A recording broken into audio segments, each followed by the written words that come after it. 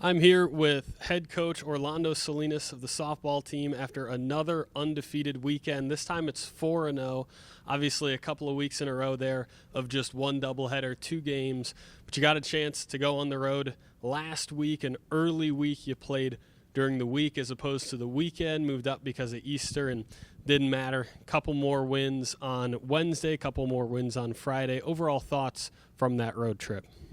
You know, when you get on the road and you can go and split on the road, you're happy, So we went on the road and we just continue to, put the ball in play and play good defense and pitch well. So, man, we're very fortunate to come back 4-0, and we just want to keep it going. Now, 4-0, of course, on the weekend, but an 11-game win streak now. How do you feel about that? This is the second time this year that your win streak has gone 9 or more games. What has been working for you guys? I mean, 11 games in a row in the Lone Star Conference, in itself is really impressive. But the one thing that I'm super impressed with is how our girls are they're turning the corner. We pride ourselves on development, and to see these girls not only performing but developing, each and every day, that's very rewarding as a coach. We went into the last game and I started 6 freshmen. And I'm not starting freshmen just because I have to. I'm starting them because they definitely are turning the corner, and they're producing. They're producing, and so it's almost like a catch-22 where we're in conference and we're playing to win, and at the same time you can see that the future is very bright for these young ladies. Now, one of those kids that seems to have a very bright future, a freshman, Ella Srubar, got a start on both games on Friday against Sol Ross. There was a late scratch, some health stuff, and she's starting at third base. Went and then hit 3 homers, entered the day with 8 RBIs on her career, 1 homer on the year, and on Friday alone had 3 home runs, 6 RBI. What can you tell me about her this season, how she's developed, and then what you saw from her on Friday?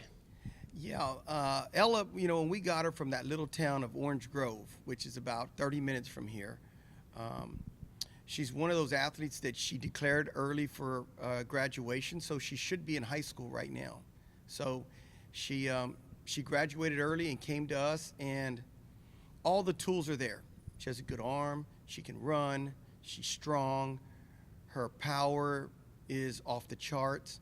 And so when we brought her in, we were just hoping to get her in our system already, and we just knew whenever she turns the corner, her tools are special. And to see it come out against Sol Ross was awesome. She hit 3 home runs, and she hit one that I thought didn't get 10 feet off the ground, and it went out. And so to see her smile, and she's pointing to the sky, and thanking God.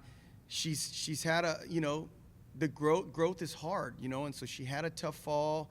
She's figuring out some things, getting used to the speed of the game, and then to see it all come together, I'm super proud of Ella.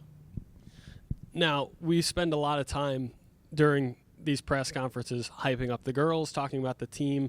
A little moment to talk about you. You're 1 win away from triple digits, 100 on your career here at Kingsville. You have 4 shots at it at home here coming up this weekend to get to 100. How do you feel about that? I mean, can you encapsulate a little bit of your time so far here in Kingsville? Yeah, I told my brother that last night, and my sister. I said, hey, I'm 1 win away from 100. And he said, man, it seems like you just got the job yesterday. And I said, yeah, that's the way it seems. But